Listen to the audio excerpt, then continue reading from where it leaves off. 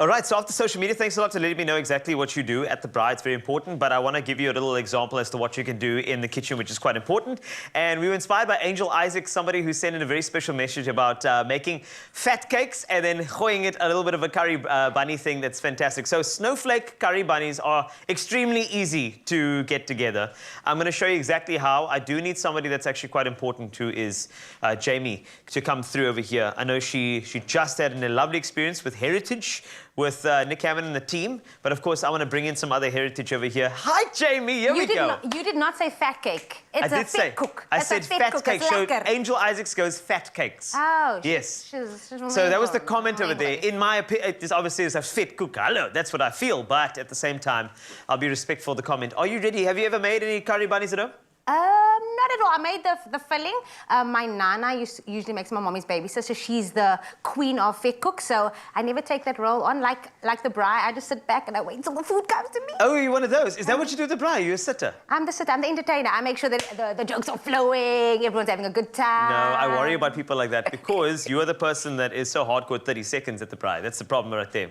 100%. So again, we had Angel Isaac who said yesterday I made nice homemade fat cakes with curry, my very own curry bunnies, yum. And what I discovered is that with the hashtag snowflake flour, my fat cakes always comes out nice and fluffy because it's too fresh, too flop. Angel, you're an angel. Fat cakes nogals. Fat cakes. Okay, I'm gonna get the curry mince section sorted out. I want you to do what will be our fat cake.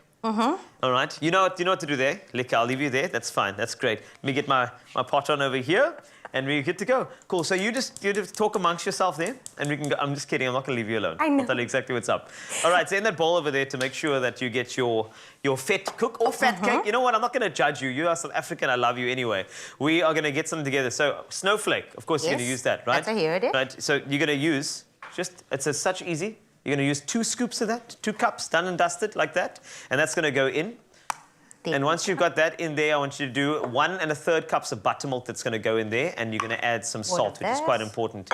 And what you'll do is you're going to create a beautiful dough for me, and that is the dough that will essentially be a little later, once we put it into our oil, which is already setting up. It's going to be our fat cake or fat cook, entirely up to you. You're going to mix that around. It's a pressure. It's like cook sisters, like anything. There's a pressure to making a fat cook, because in every family, there's one auntie that can make it, and she's always going to tell you that she can make the best fat cook and cook sisters. So that is why I just never try to do it. And that's the thing about this. So don't worry. While you do that, I'm going to get our beautiful curry mince set up. I'm going to go oil in the pan over here in a little pot.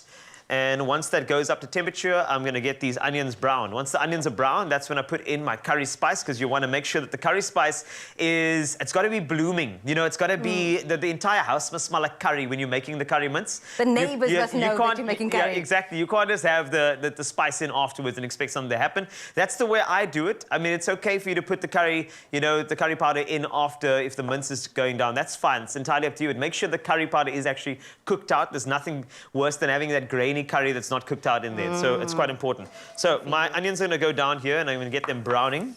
And once they are looking like they're getting there brown-wise. Now remember, onions are the vehicles of flavor within any sort of good curry. And the great thing is that that's why the curry powder, in my opinion, goes in at this particular part of the recipe. So that the onions, as they permeate through the entire curry mince dish, you are getting pops of the flavor, and it's coating all of the mince that'll go in later. You and Angel, with the English this morning, permeates for the fat cakes. Are you, look here, don't get me started. I'll throw in some big words here, people, you know what I'm saying? So what I'm doing is I'm gently manipulating the onions until they are texturally satisfactory to my taste buds. That's right. How are you? Are you texturally satisfactory on that side? So how's my dough, man? You are going to leave this to rest, and then... Dun, da, da, da, da, da. Really? Did you just do that? Okay, I'll accept. It's a TV moment. I'll accept. That's it. This is what I know, though, because I learned this on live TV, that you always have to make sure that your surface Look at you has go. flour on. Look at you go. Not do that again. We're learning. And that's the great thing. So you're going to make fat cook or fat cakes? You must also decide that now. What side are you on? You know. I am making a fat cook. Yeah, here we go. I am making a lekker fat cook for everybody. And of course, that filling has to be good, because it's got to be. Filling... I'm working on it. I'm working on it. I know. In fact, my curry powder is going down now. And this is where the entire studio is going to smell like your auntie's house.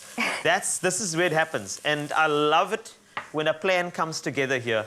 This is what's going to happen. Now, that smell, everybody's going to be able to smell this in the studio now. We're going to make everybody hungry. It's going to feel like Sunday lunch. It's going to feel like that beautiful time when they cook the curry, you know, at the birthday. That's the feeling that I want to bring over here.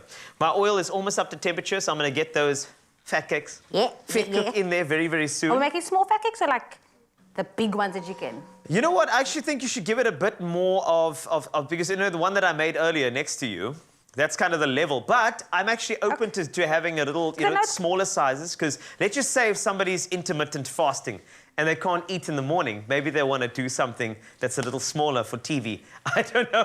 I don't know anybody who's intermittent fasting. You know what I'm saying? But here's the thing, why I don't know anybody. That later I can eat I can have 2 curry bunnies.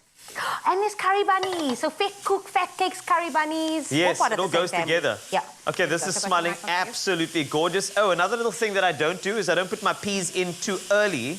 Otherwise, they're going to be mushy.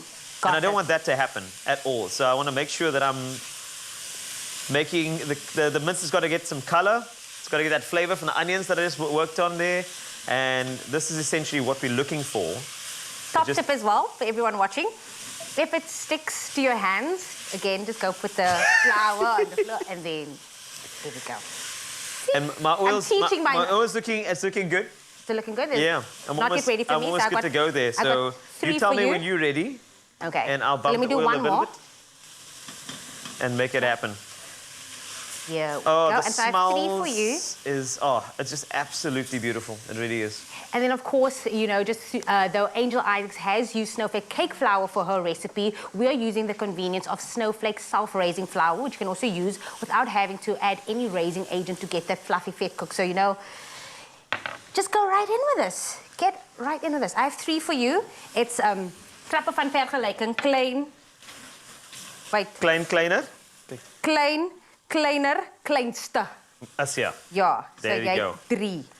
And what I've done is, sorry, just while you were chatting, I added a bit of seasoning to my mince, which is quite important. And once I've done that, I'm going to go in with my peas, and then the color has arrived in my dish, which is wonderful. I'm just going to cut this one in the meantime. In the middle. Great stuff. And you're going to put your filling in right. Okay, so are you setting one up for there already? My word. Okay, that's great. Actually, you know what? I would take want to thank Angel for this.